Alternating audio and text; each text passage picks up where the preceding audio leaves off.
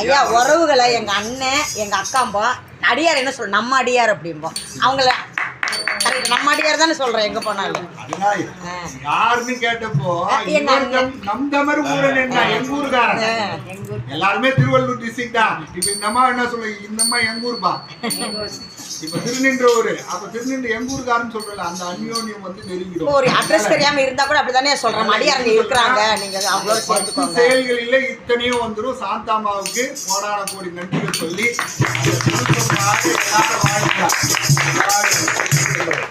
அடுத்து அடியாருடைய இலக்கணம் சொல்லிட்டாரு. திருநல்லூர் திருவடி தீட்சை கொடுத்தார் சுவாமி. எப்படி வந்து அப்போ உழவார பணியை சிறமேற்கொண்டு தேவாரமும் பாடுறாரு. அதையும் சலைச்சவர் கிடையாது.